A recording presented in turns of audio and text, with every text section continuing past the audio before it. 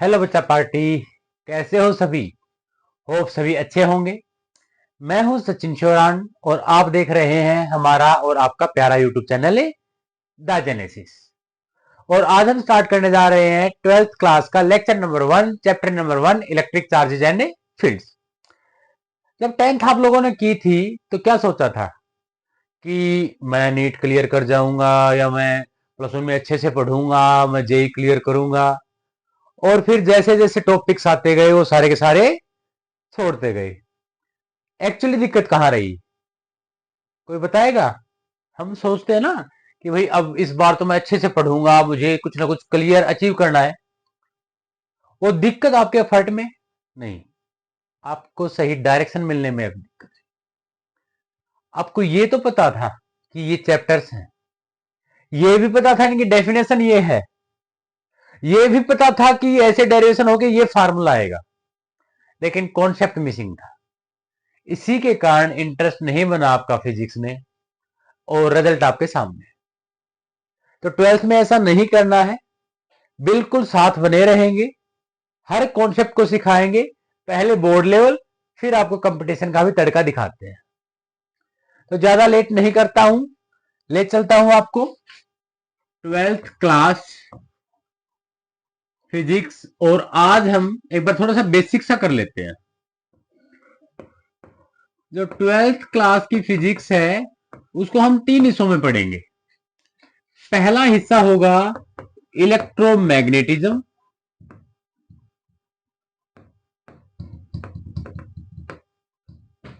Second हिस्सा हमारा optics का रहेगा,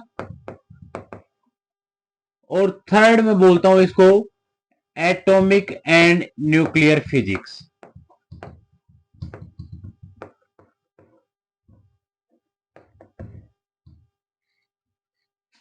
सबसे बड़ा जो हिस्सा है वो है इलेक्ट्रोमैग्नेटिज्म का, और आज यही स्टार्ट करने जा रहे हैं।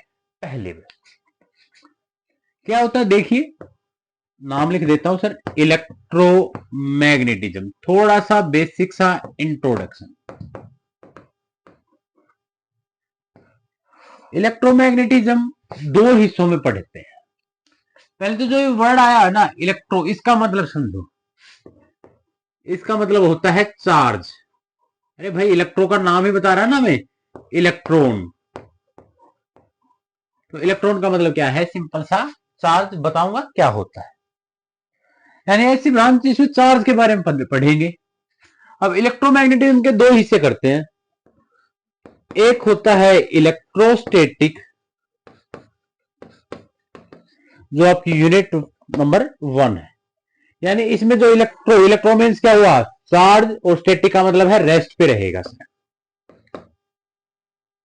और इसके अंदर पहली यूनिट में 2 चैप्टर आप पढ़ोगे।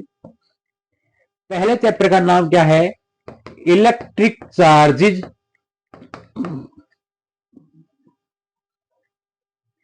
And fields.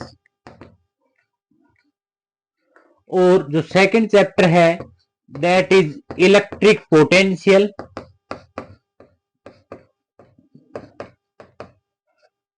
And capacitance. क्या बात है सर, मजा आ गया। अभी तो इंट्रोडक्शन पेंडिंग है सर। दूसरी ब्रांच है इलेक्ट्रोमैग्नेटिज्म की, दैट इज इलेक्ट्रोडायनेमिक्स। राइटिंग की कोई नहीं बोलेगा भाई, राइटिंग बहुत ही बकवास है। इलेक्ट्रॉन का मीन चार्ज, और डायनेमिक्स का मतलब चार्ज इस बार मोशन में रहेगा। ये कंपेरेटिवली बड़ी यूनिट है, और इसमें हम unit number 2, unit number 3, unit number 4, ये चारों यूनिट, तीनों यूनिट क्लियर करेंगे। यूनिट नंबर 2 में चैप्टर नंबर 3 आता है आपका, दैट इज करंट इलेक्ट्रिसिटी।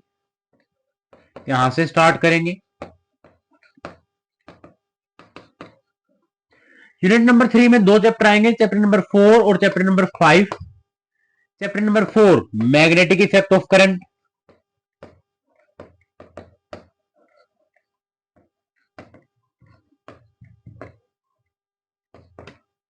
और chapter number 5 magnetism and matter.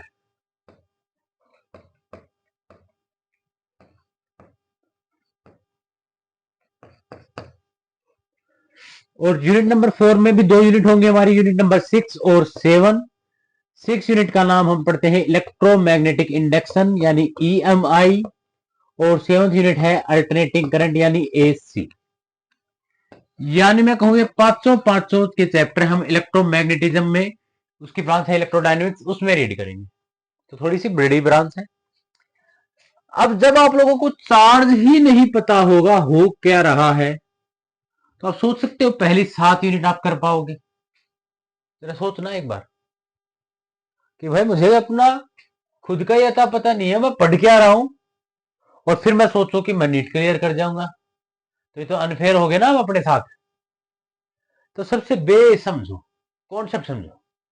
तो एक बेसिक इंट्रोडक्शन है, अपनी नोटबुक लेके बैठिए, वर्कशीट आपको ग्रुप से डाउनलोड करनी पड़ेगी। फिर भी अगर कोई क्वेरी है तो जो नीचे स्क्रॉल हो रहा है वो मेरा व्हाट्सएप नंबर है, डायरेक्टली मुझसे अटैच हो पाओगे। किसी को किसी बैच के रिगार्डिंग बात करनी हो, पूछना हो टाइमिंग, वो पूछ सकता है। मैसेज बिल्कुल फ्री है आपका। क्लियर है? तो ये तो होगी एडवर्टीजमेंट की बात। अब ले चलता हूं आपको पहला जो टॉपिक हम पढ़ने जा रहे हैं, दैट इज इलेक्ट्रिक चार्ज। तो क्या कहते हो पब्लिक, करें स्टार्ट? कर दीजिए सर, हम तैयार बैठे हैं। है नोटबुक तैयार सबकी? चलो तो ओपन कीजिए अब। तो आज हम स्टार्ट कर रहे हैं सर चैप्टर नंबर 1, नाम रहेगा इसका इलेक्ट्रिक चार्जेस एंड फील्ड्स। सबसे आसान टॉपिक इलेक्ट्रिक चार्ज है, फील्ड थोड़ा सा हार्ड है, उसके बीच में एक फोर्स भी आता है। तो देखिए सबसे पहले हेडिंग बना लीजिए, इलेक्ट्रिक चार्ज क्या होता है सर। राइटिंग समझ में आ रही है ना? मस्त राइटिंग है सर आपकी तो। हाँ, मैं बहुत मेहनत करता हूं। इलेक्ट्रिक चार्ज को डिनोट किससे करते हैं, पहले तो ये बात कर लेते हैं सर। कई जगह हमें कैपिटल क्यू देखने को मिलेगा, कई जगह हमें स्मॉल क्यू देखने को मिलेगा। वैसे तो कोई हमें ब्रीफली नहीं कहता कि भाई ये यहां यूज कर रहा है, हम दोनों ही यूज कर सकते हैं, लेकिन मोस्टली कैपिटल क्यू है, यह सोर्स चार्ज के लिए लिखा जाएगा बेटा। या मैं कहूं टोटल चार्ज, अगर किसी सिस्टम पे टोटल चार्ज देख रहे हो तो उसमें कैपिटल क्यू से आप रिप्रेजेंट कर सकते हो। और जो स्मॉल क्यू है, यह मेरा टेस्ट चार्ज है, चूहिया चार्ज, जिस पर मैं एक्सपेरिमेंट करूंगा। या मैं कहूं individual charges.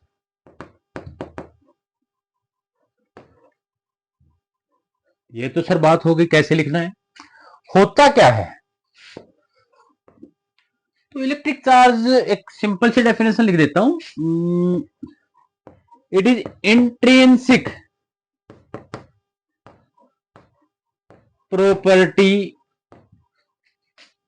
Of an object. Okay, 11th class का थोड़ा सा थर्मो में याद है, इंट्रिंसिक वर्ड आया था या एक्सट्रिंसिक आया था? वही इंट्रिंसिक है। बता पाओगे कौन है, क्या है? अगर पता है तो कमेंट करके दिखाओ जरा, और वीडियो को यही पॉज कर लेना, नहीं है तो मैं याद करवाता हूं। इंट्रिंसिक प्रॉपर्टी वो प्रॉपर्टी है जो अमाउंट पे डिपेंड ना करे, does not depend on amount. और एक्सट्रिंसिक प्रॉपर्टी जो अमाउंट पे डिपेंड कर जाए। क्या है, कहा क्या कहा? इंट्रिंसिक प्रॉपर्टी है, ये अमाउंट पर डिपेंड नहीं करती सर।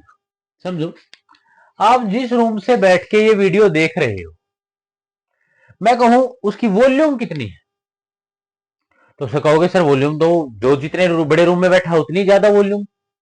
सबका आंसर क्या होगा, अलग अलग होगा।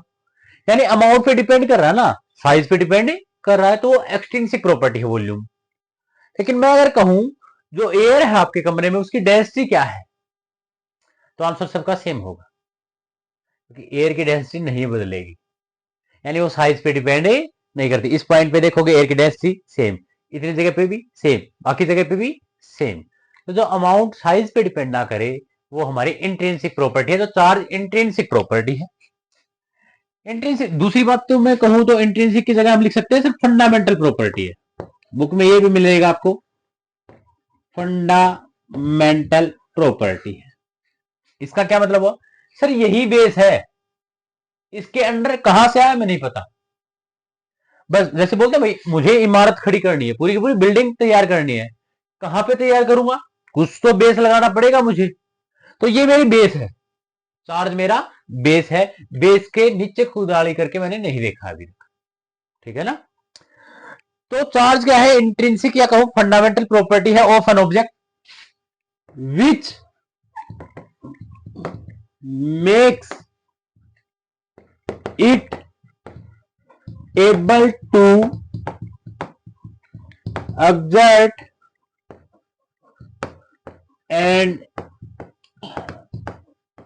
experience force, जो इस लायक बना दे बॉडी को कि वो बॉडी दूसरी बॉडी पे फोर्स लगा भी इसके और सहन भी कर पाए, तो हम बोलेंगे हाँ ये चार्ज ने किया है।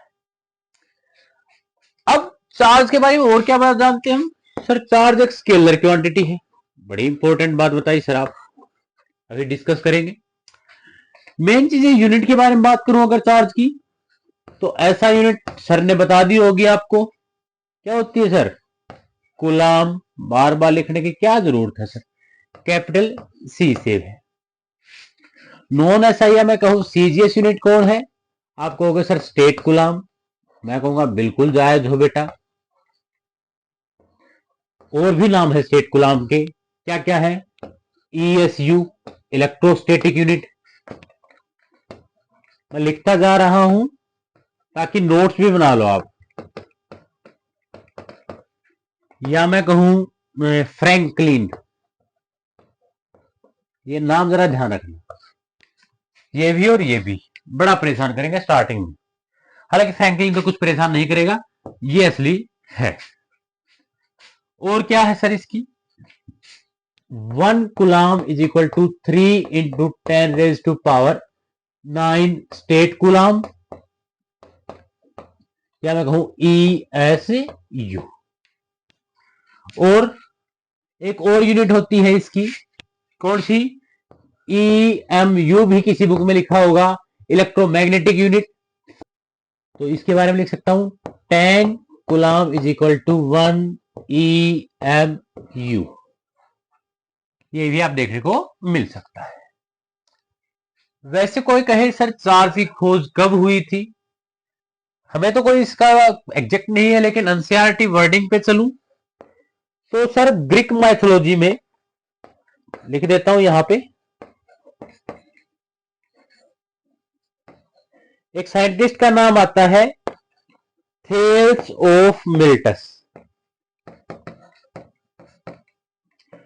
उसने 600 बीसी पूर्व एम्बर की रोड को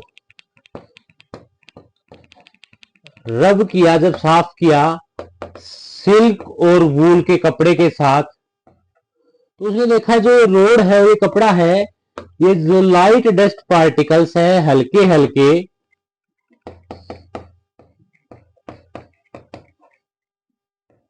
उनको अट्रैक्ट करने लग गया, यानी ज्यादा मैला करने लग गया। अब उसको रीजन समझ में नहीं आया ऐसा क्यों होता है। आप भी जब देखोगे दिवाली की जब साफ सफाई करते हो तो सबसे ज्यादा गंदगी कहां मिलती है? या तो फैन के ऊपर, पंखे के ऊपर, स्टैटिक इलेक्ट्रिसिटी इसके रीजन है, या टीवी की स्क्रीन बड़ी जल्दी गंदी होती है सर। तो किस कारण होती है?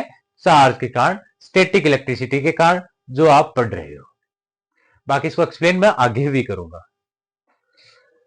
तो इसको देखा और इसने यहां पे, हालांकि इसने चार्ज वर्ड की डेफिनेशन नहीं दी, लेट मी क्लियर, कि चार्ज इसने खोज की हो, चार्ज शब्द ही इसने निकाला हो, नहीं ऐसा कुछ नहीं हुआ था, चार्ज पहले से ही चला आ रहा था हमारा।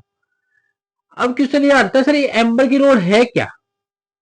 तो मैं एक बार एक वर्ड लिख दूं यहां पे, येलो रेसिनस सब्सटेंस, दिख रहा है इतना नीचे? सर ये क्या हुआ सर, येलो रेसिनस?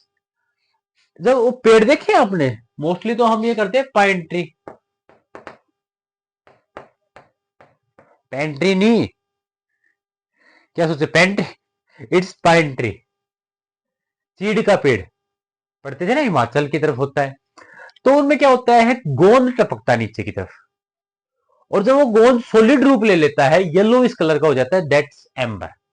वही चिपचिपा पदार्थ एम्बर है। तो उसको सॉलिड ज्यादा कर लिया गया रोड के रूप में, और उसको साफ कर रहा था, तब उसको ये चीजें पता लगी हैं, और वहां से हम चार्ज के बारे में बात करते हैं। तो ये चार्ज का बेसिक था। अब बात करेंगे चार्ज की प्रॉपर्टी।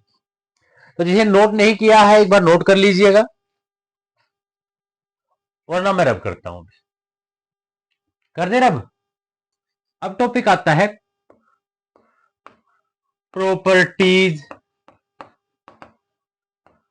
Of charge. चार्ज की प्रॉपर्टीज क्या क्या है? तो वैसे तो लिखने को कितने प्रॉपर्टी लिख लो, हम बेसिकली 5 प्रॉपर्टी पढ़ने वाले हैं, और पांचों में सारे के सारे कॉन्सेप्ट क्लियर हो जाएंगे। रटना नहीं है, कॉन्सेप्ट को समझना है। हाँ, कुछ टर्म्स आपको याद रखनी पड़ेंगी कि इसको कहा क्या गया था, बाकी डेफिनेशन कुछ भी नहीं है। प्रॉपर्टीज में सबसे पहली प्रॉपर्टी, नाम भी लिख देता हूं प्रॉपर्टी की, एडिटिविटी। सर मैंने क्या कहा था, चार्ज है वो एक स्केलर क्वांटिटी है। स्पेलिंग थोड़ी सी कम है मेरी, क्योंकि मैं हाई फाई स्कूल से पढ़ा हूं। और स्केलर क्वांटिटीज को कैसे ऐड किया जाता है सर? Law of algebra. जैसे नंबर्स को ऐड नहीं करते sir, +1 coulomb, -3 coulomb, +5 coulomb, total क्या आएगा? 5 और 1 6, 6 में से 3 गए तो 3, sir +3 coulomb. Same to same इनको ऐड करना है चार्जेस को, कोई एक्स्ट्रा ला नहीं है, जो स्टार्टिंग से सीखते आए वही। दूसरा, चार्ज है वो 2 काइंड्स का है, 2 प्रकार का होता है सर। कौन कौन सा? पहले ये तो पता था 2 प्रकार का है। नाम इसको पॉजिटिव और नेगेटिव जो दिया वो साइंटिस्ट था बेंजामिन फ्रैंकलिन।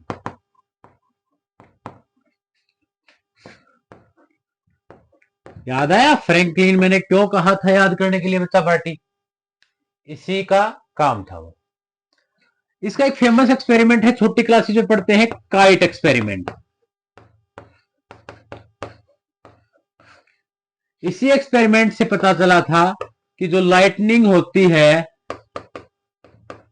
आसमान में, वो कुछ भी नहीं, इलेक्ट्रिक डिस्चार्ज है, इलेक्ट्रिक चार्ज डिस हो रहा है सर, बस यही है। उससे पहले वंडर थे यार, ये क्या हो रहा है आसमान में, क्या से क्या गिरेगा, बड़े मतलब हैरान होने वाली बात। तो बड़ा अच्छा साइंटिस्ट था, बोला नहीं मैं एक्सप्लेन करता हूं। उसने क्या किया, आप जो पतंग उड़ाते हो ना, उसने काइट लिया, उस काइट के साथ एक मेटेलिक वायर लगा दी और उसको उड़ा दिया, चल जा ऊपर। वो ऊपर गया, ऊपर लाइटनिंग हुई, आज बोलते ना बादल कड़के, बिजली गिरी, बिजली गिरी काइट पे, और वो सारी की सारी बिजली थ्रू वायर्स नीचे अर्थ में आ गई और उसको डिटेक्ट कर लिया गया। तो ये बात पता लगी कि भाई वो इलेक्ट्रिक डिस्चार्ज ही है, लाइटनिंग और कुछ नहीं है, ऐसा वंडर कुछ भी नहीं हो रहा। ओके, तो नाम पॉजिटिव और नेगेटिव बेंजामिन फ्रैंकलिन ने दिए थे। हालांकि चार्ज 2 प्रकार के होते हैं, और वो प्रॉपर्टी जो चार्ज को डिफरेंशिएट करके बताती है, दैट इज पोलैरिटी।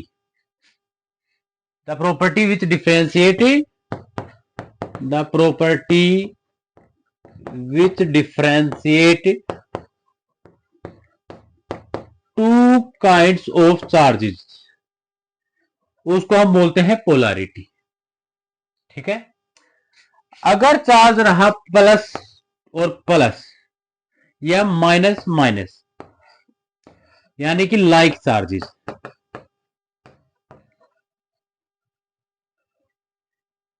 तो sir there is a repulsion, यानी वो आपस में रिपेल करेंगे, दूर भागेंगे। जैसे तुम नहीं भागते सर बुक से दूर या पापा से दूर, इस टाइम तो भागते हो ना, जहां पापा दिख जाए उससे साइड से हो जाओ, दिखना नहीं चाहिए, फंसना नहीं चाहिए। तो यानी किसी बॉडी, 2 बॉडी है, दोनों पे प्लस है या दोनों पे माइनस है, यानी दोनों पे सेम चार्ज है, लाइक चार्ज है, तो हमेशा रिपेल करेंगे बेटा। और अगर है एक बॉडी पे प्लस एक पे माइनस, या पहली पे माइनस दूसरी पे प्लस, या तो इस टाइप का है कॉम्बिनेशन या इस टाइप का। तो अगर है अनलाइक चार्जेस, तो वो करेंगी अट्रैक्ट। बॉडीज क्या होंगी, वो अट्रैक्ट करेंगे आपस में एक दूसरे को, आजा आजा आजा। जैसे बताओ, हाँ हाँ यही बोलने वाला हूं। फोन, इंस्टाग्राम की रील, अरे क्या बात है, मजा आ रहा, ओहो हो, कब 2 घंटे पता लग गए, जाने दो। ऐसे करते हैं क्या? Yes sir. तो देख लेना किस पे पॉजिटिव चार्ज आ रहा है, किस पे नेगेटिव चार्ज आ रहा है। हम तो ये पढ़ते हैं कि दोनों अट्रैक्ट करते हैं सर, और लाइक चार्जेस की प्रॉपर्टी रिपेल करती है। अच्छा, पोलैरिटी डिफाइन किस से करते हैं हम? तो एक इंस्ट्रूमेंट का नाम है गोल्ड लीफ इलेक्ट्रोस्कोप।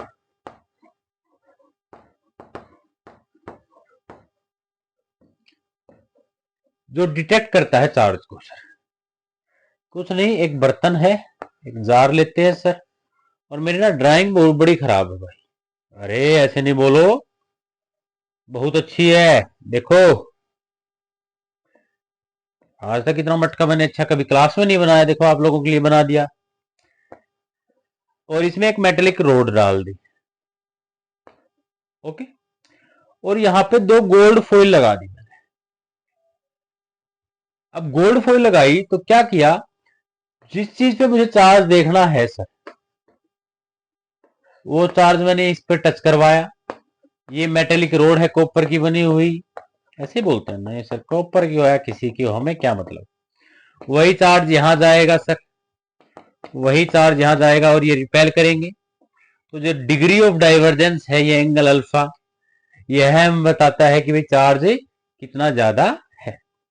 कई बार चार्ज ज्यादा हो जाए तो ये टूट ना जाए, यहाँ पे हम क्या लगा देते हैं, मेटेलिक रोड लगा देते हैं, ताकि जैसे ही ये गोल्ड फॉइल इस मेटल को टच करे या ये इसको टच करे, ये सारा का सारा चार्ज नीचे अर्थ को दे दिया जाए। और एक्स्ट्रा चार्ज अर्थ को कह देना इज अर्थिंग। तो कुछ नहीं, डिटेक्ट करने के लिए हम जो एक्सपेरिमेंट, जो अपरेटस, जो डिवाइस यूज करते हैं, that is gold leaf electroscope. तो ये 2 प्रॉपर्टी थी। अब बढ़ते हैं तीसरी प्रॉपर्टी के पास, conservation of a charge. Note नहीं किया है तो नोट कर लीजिएगा, मैं रब कर दूं। ओ, अब बढ़ते हैं third property, conservation of charge. अरे सर, ये क्या हम पढ़ चुके हैं, आप क्या ही पढ़ा दोगे हमें। नहीं, हम तो नहीं पढ़ाएंगे बेटा, हालात पढ़ा देंगे। अभी नहीं पढ़े तो बाद में ना हालात बड़े अच्छे से पढ़ाते हैं सर। तो कंजर्वेशन ऑफ चार्ज, इसका मतलब क्या है, सिंपल भाषा में बोलूं, टोटल चार्ज लिख लीजिएगा और लेमिनेशन करवा लेना। Total charge on an isolated system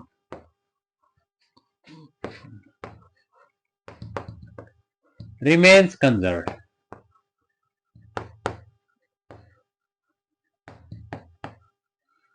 total charge है सिस्टम पे, वो कंजर्व रहेगा सर, बदलेगा नहीं। समझ में आया? डेफिनेशन आप वाली टीचर वाली बोलता हूं मैं, लिख लीजिए। Charge can neither be created nor be destroyed on an isolated system. लिख ली? ओके, समझाता हूं। मैं तो यूज करता हूं समझाने के लिए अपने दादाजी की संदूक। ये संदूक रही, और इसमें मेरे पास 3 बॉल है। अब बताओ ड्राइंग में कोई कमी है? इतनी अच्छे से ये बोल देता हूं, +2 कूलम चार्ज है, इस पर -7 कूलम चार्ज है, इस पर +9 कूलम चार्ज है, मेरी चॉइस।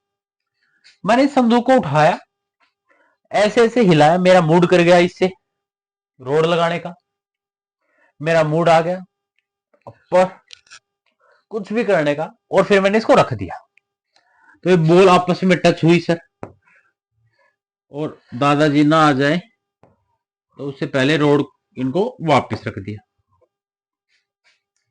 अच्छा, ये पूरी पूरी बाउंड्री इंसुलेटेड है, यानी बाहर का कोई रोल नहीं।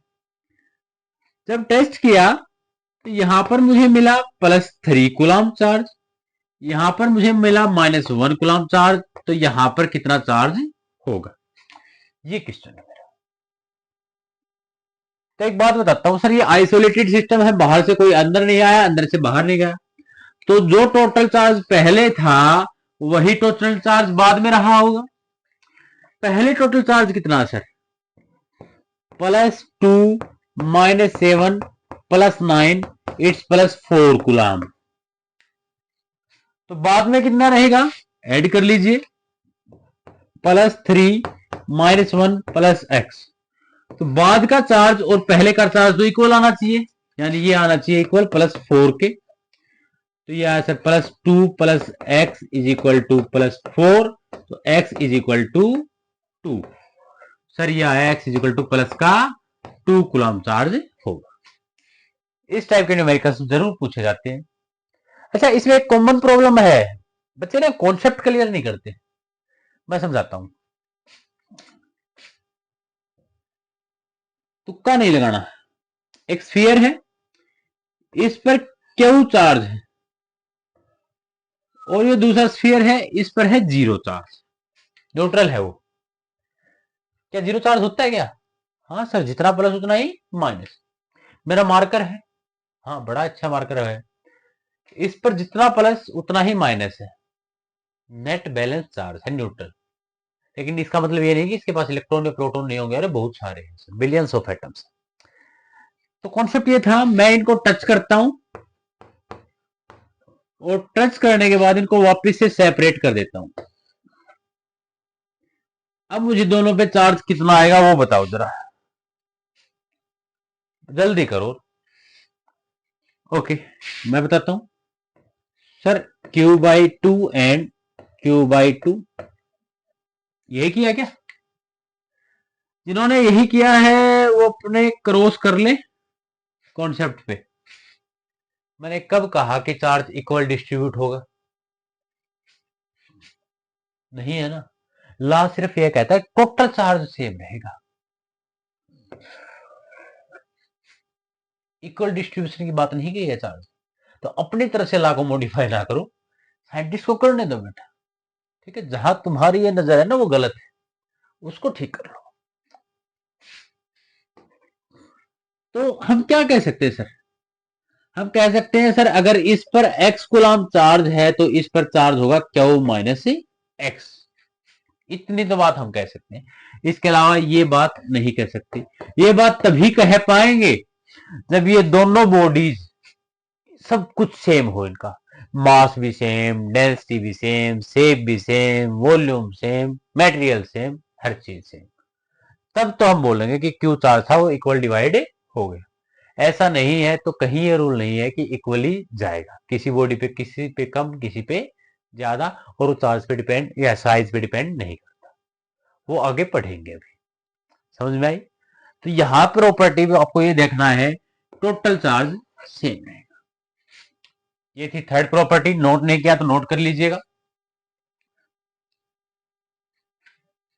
चार्ज कांट एग्जिस्ट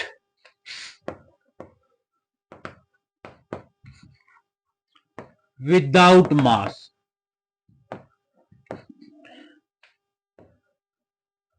बिना मास के चार्ज एग्जिस्ट नहीं कर सकता। हाँ, मास एग्जिस्ट कर सकता है बिना चार्ज के, बट चार्ज एग्जिस्ट ही नहीं कर सकता। मैं दोनों में डिफरेंस ही बता देता हूं। इधर हम यूज कर लेते हैं सर चार्ज को, और इधर डिनोट कर लेते हैं मास को। पहले बात,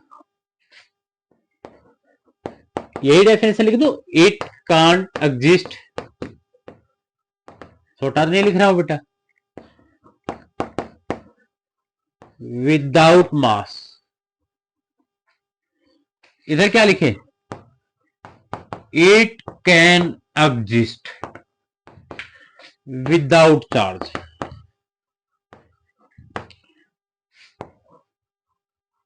चलो डिफरेंस की बात करो तो, चार्ज है सर ये पॉजिटिव भी हो सकता है और ये नेगेटिव भी हो सकता है।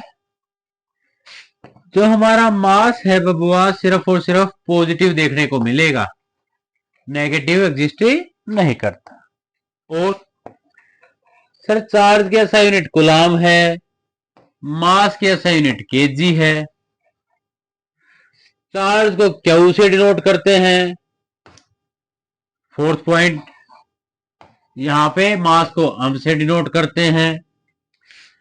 फिफ्थ प्रॉपर्टी इंपॉर्टेंट की बात कर लो, ऐसे तो कितनी बना लो यार। Charge does not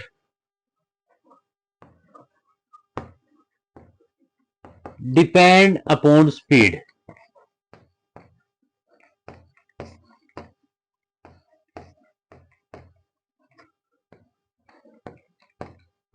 charge body की स्पीड पर डिपेंड नहीं करता, इतना जरूर ध्यान रखो। अगर यहां 5 कूलम चार्ज है और इसकी स्पीड बढ़ा दूं, मैं लाइट की स्पीड से दौड़ा दूं, तो चार्ज 5 कूलम ही रहेगा, उस पर कोई फर्क नहीं पड़ना। लेकिन यहां अगर मैं बात करूं तो यस, स्पीड बढ़ाओगे अगर तो मास भी बढ़ जाएगा बेटा, एंड वाइस से वर्सा।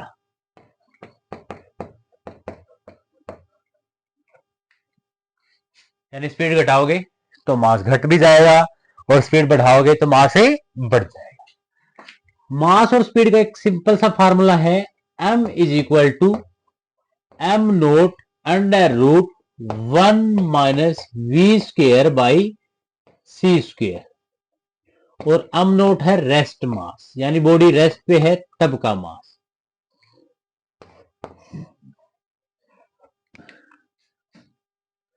चार्ज स्पीड पे डिपेंड नहीं करता है, मास जरूर डिपेंड करता है।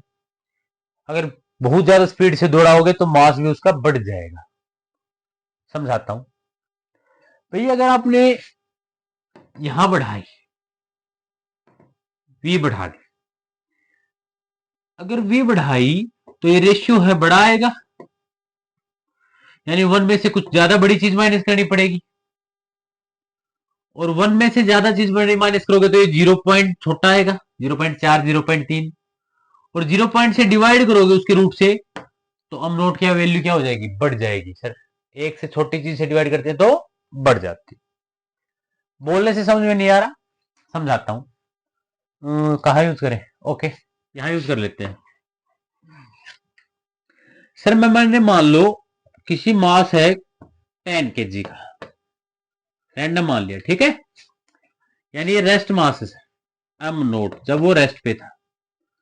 अब मैंने इसको स्पीड दे दी कि बेटा भाग, और आपकी स्पीड है 1.5 इंटू 10⁻8 मीटर पर सेकेंड, यानी स्पीड बढ़ा दी मैंने। स्टार्टिंग में ये स्पीड 0 थी, मास दे दिया। अब उसका मास कितना होगा, तो हम लिखेंगे sir m is equal to M nought, यानी 10 था स्टार्टिंग में, तो sir under root 1 minus V square 1.5 into 10⁻8 का square divide by C square 3 into 10⁻8, और स्क्वेयर को मैंने ले लिया कॉमन। ऊपर क्या 3 से ऊपर हो सकती स्पीड नहीं भाई, ये जो सी है ना, इसको स्पीड ऑफ लाइट बोलते हैं, जिसकी वैल्यू 3 इंटू 10⁸ है। यह मैक्सिमम स्पीड है जो आज तक अटेंड की गई है, इससे बियॉन्ड कोई नहीं जा सकता। तो इससे बड़ी स्पीड कभी देखोगे भी नहीं लाइफ में, अभी तक तो ही है। पॉइंट हटाया, यहां 0, 15 से गया 2, यहां से कट गया 1/2 का स्क्वायर 1/4, यह आया answer 10 divide by 1 minus 1/4। LCM लिया 4, 4 माइनस 1 3/4, इसको हटा के यही लिख देता हूं सर 3/4। 4 ऊपर जाएगा तो 22 हो जाएगा इसका, डिवाइड बाई रूट 3 को लिख सकता हूं 1.73। लगभग कितना आएगा, मैं राउंड ऑफ कर लेता हूं, 3 को थोड़ी देर के लिए साइड भी किया, 17। ओके एक सेकंड, ओके। अब सोचो सर, रेस्ट मास कितना था उसका, 10 kg।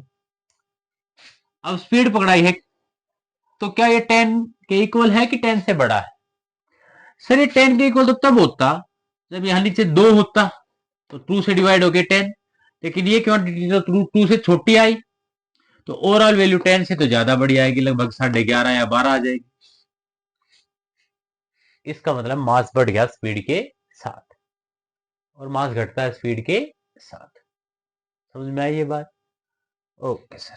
अगर सी की स्पीड से दौड़ा दो तो क्या होगा, sir c by C 1, 1 minus 1 0, something upon zero infinity, उसका मास इनफाइनाइट हो जाएगा। यही तो आइंस्टाइन ने कहा था, अगर आपने ऐसा कोई ऑब्जेक्ट को दौड़ा दिया तो उसका मास एनर्जी में कन्वर्ट हो जाएगा। ये था चार्ज और मास के बारे में कंपैरिजन। और अब जिस प्रॉपर्टी का वेट हम करते हैं वो शुरू करते हैं। जब तक नोट नहीं किया नोट कर लीजिएगा, क्योंकि अगली प्रॉपर्टी सबसे important property quantization of charge आ रही है। Property number 5, last property, quantization of charge.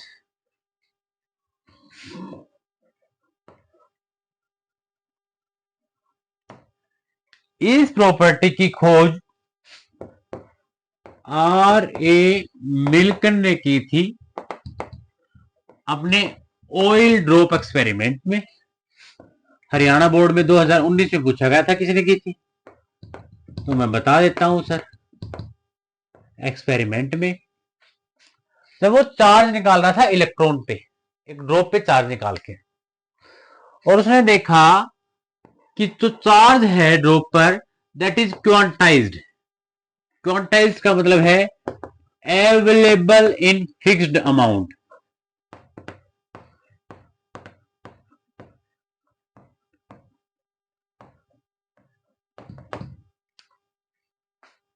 जिसको काउंट कर सके, क्वांटाइज कर सके, क्वांटिटी काउंट कर सके। और यहां से टर्म आई आपके सामने क्वांटाइजेशन ऑफ चार्ज।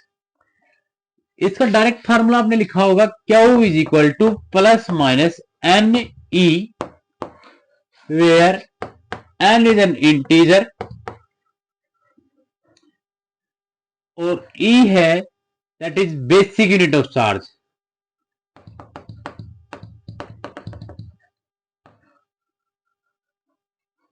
और ई की वैल्यू होती है 1.6 इंटू 10⁻⁻⁹ कूलम। इससे छोटा चार्ज पॉसिबल नहीं। तो क्या हुआ, इसकी डेफिनेशन क्या लिखेंगे? डेफिनेशन बहुत तरीके से लिख सकते हैं। Total charge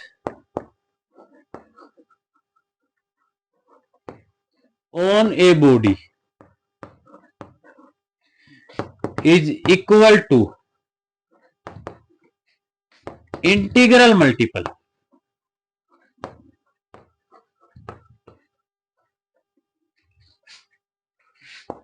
of basic unit of charge। Total charge है किसी भी बॉडी पर, ठीक है बच्चा पार्टी, वो इक्वल होगा इंटीग्रल मल्टीपल, किसके इंटीग्रल मल्टीपल के? बेसिक यूनिट ऑफ चार्ज, जिसको आप बोलते हो ई।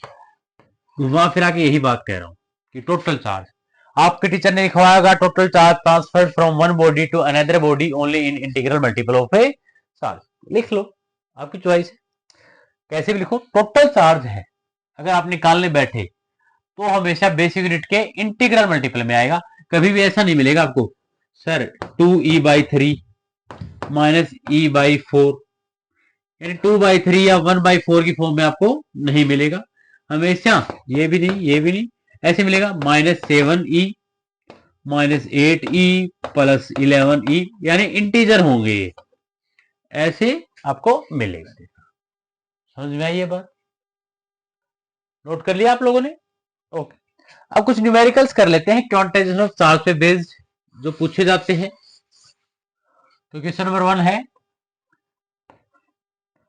Can a charge plus 8 into 10⁻⁻18 Ghulam exist? क्या इतना चार्ज एग्जिस्ट कर सकता है? आप ही निकाल लो भाई। हमें तो जब भी इस टाइप के क्वेश्चन मिलेंगे हम तो एक ही बात है, Q is equal to N, E लगा के एन निकाल देंगे सर। Q/E, एन की वैल्यू सर, Q की वैल्यू 8 इंटू 10⁻⁻18 गुलाम है तो चार्ज हुआ। E की वैल्यू 1.6 इंटू 10⁻⁻19, पॉइंट हटाया तो 0, 16 पंजे 80, 10⁻⁻19 है ऊपर जाके कैसे हो जाएगी प्लस की 19 यहां से खत्म, माइनस का 18 प्लस का 19, ये 5, और यहां क्या बचेगा 10 की पावर 1 यानी 50, जो कि इंटीजर है। तो यस, ये चार्ज पॉसिबल है, किसी बॉडी को आप ये चार्ज डेवलप करवा सकते हो। दूसरा, माय फेवरेट क्वेश्चन जो मैं पूछता हूं, हाउ मच पॉजिटिव और negative charge is there on a glass of water.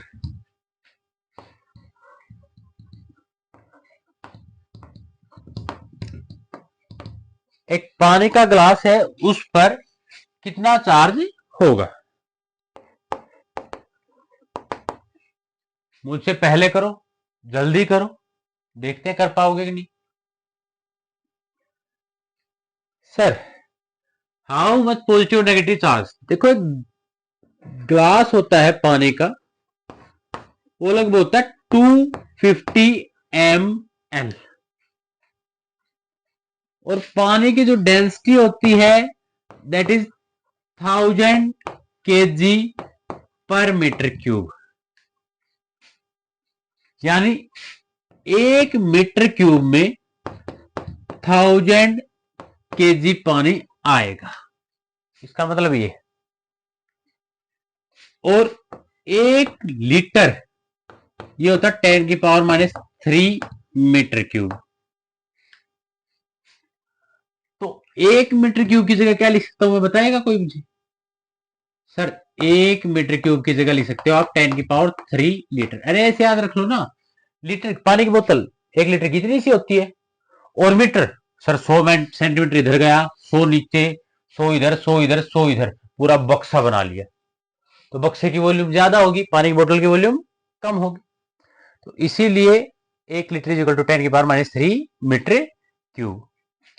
क्या मैं यहां पुट कर सकता हूं 1 मीटर क्यूब की जगह, यानी 1000 लीटर इज इक्वल टू क्या आया, 1000 kg, 1000 से 1000 कटा, तो पानी का 1 लीटर पानी के 1 किलो के इक्वल होता है। इसलिए पानी जब मैं कहूं 1 ml है, वो 1 ग्राम के भी इक्वल होगा। बस सर, बात बन गई। यानी मैं 250 ml कहूं, चाहे इसको कहूं 250 ग्राम, बात तो सेम है। एक्सप्लेन कर दिया हमने।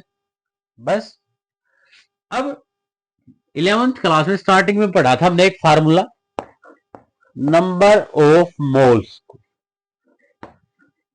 क्या था sir, given mass by molar mass, या given number of molecules by Avogadro number, आया हुआ था। मैं सारी मेहनत कर क्यों रहा हूं ये बताओ भाई, मुझे अन निकालना है, नंबर ऑफ इलेक्ट्रॉन्स।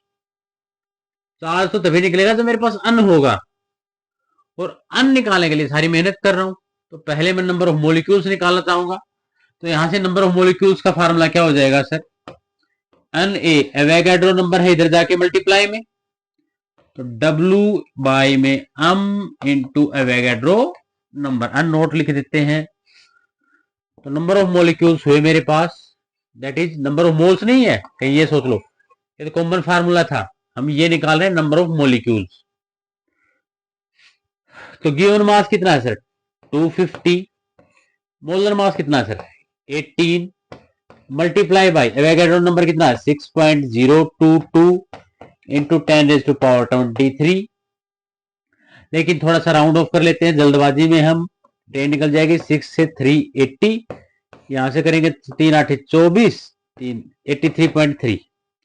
तो नंबर ऑफ मॉलिक्यूल्स आए मेरे पास पानी के 83.3 इंटू 10 की पावर 23, इतने पानी के मॉलिक्यूल्स।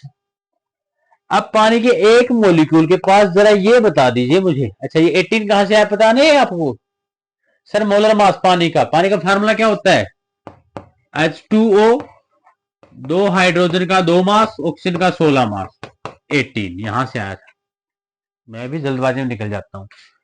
अच्छा, नंबर ऑफ इलेक्ट्रॉन्स निकालने हैं तो एटॉमिक नंबर काउंट करना पड़ेगा, 2, हाइड्रोजन का एटॉमिक नंबर भी 1, ऑक्सीजन का एटॉमिक नंबर कितना होता है 6, सॉरी ऑक्सीजन का एटॉमिक नंबर 8, कितना हुआ 10।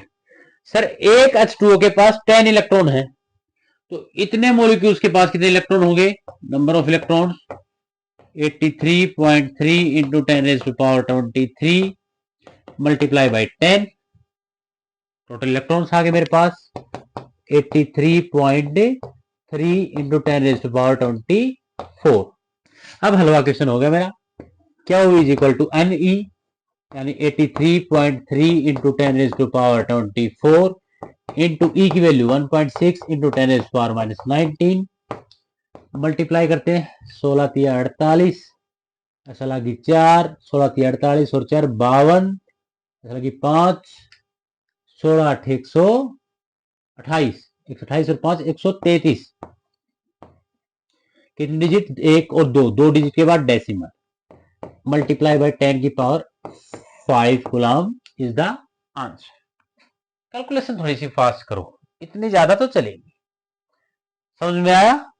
अब किसी से पूछ सकता था, वो ग्लास की जगह, ग्लास ऑफ वाटर की जगह कुछ और देते NaCl, तो हम उसका लेते, उसके हिसाब से करते, एल्यूमिनियम क्लोराइड उसके हिसाब से कर लो यार, तरीका कॉन्सेप्ट यही।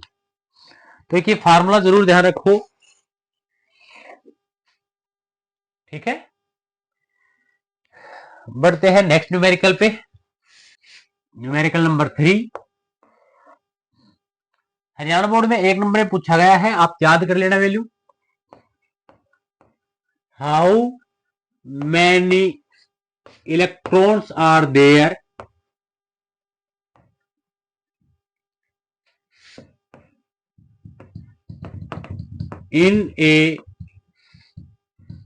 in 1 coulomb of charge।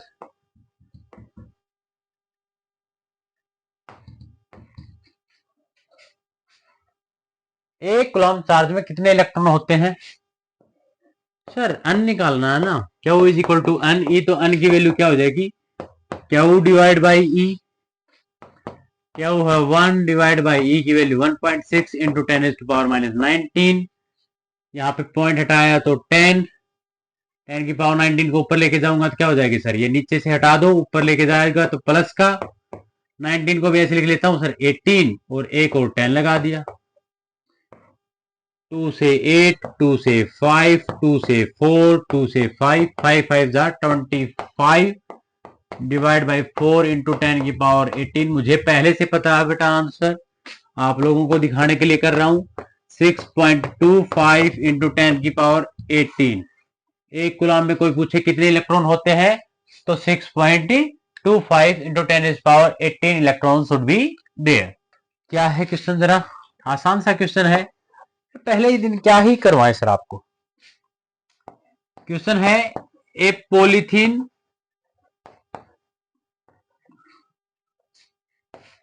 Piece is rubbed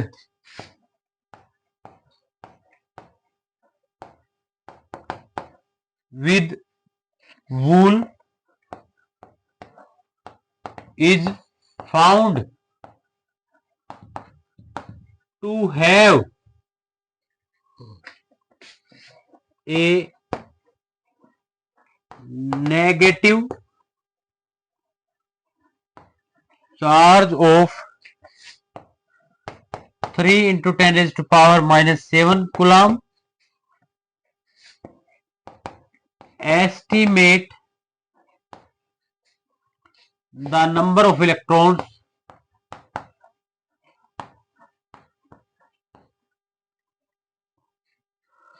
transferred from which to which.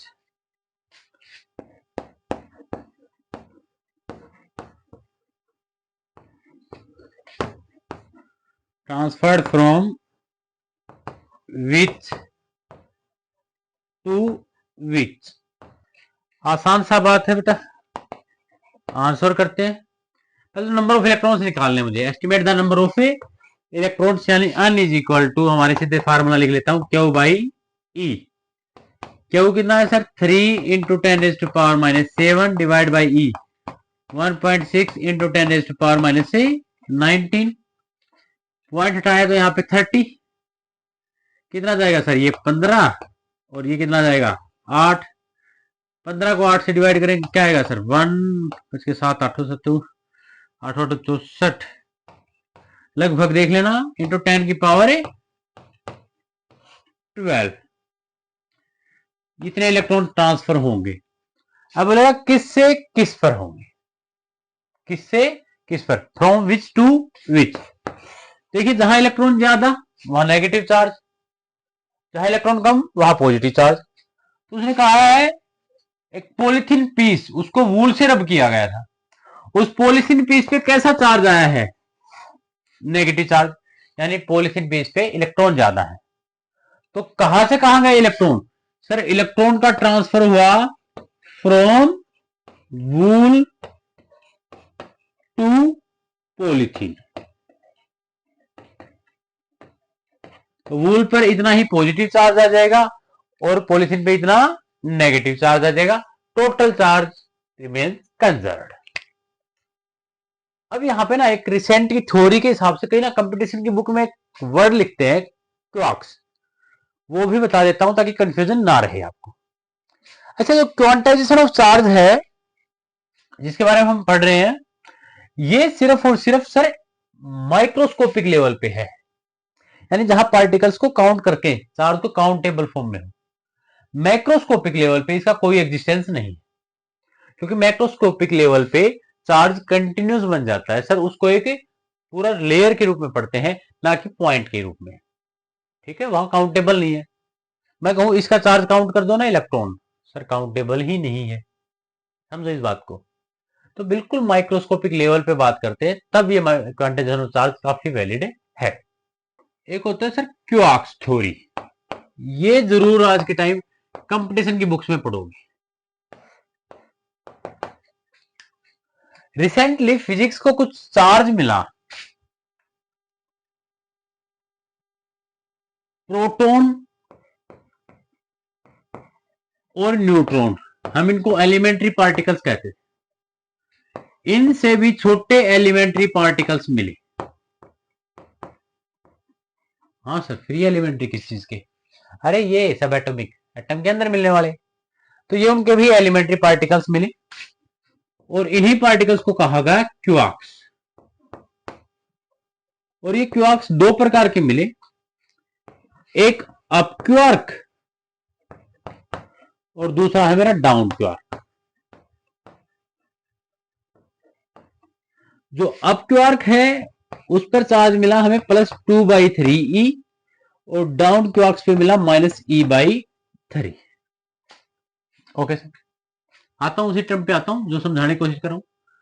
जो प्रोटॉन था बेटा, उस प्रोटॉन पर हमें दो तो अप क्वार्क्स मिले और एक डाउन क्वार्क्स, यानी प्रोटॉन इन तीन चीजों से मिलकर बनता है।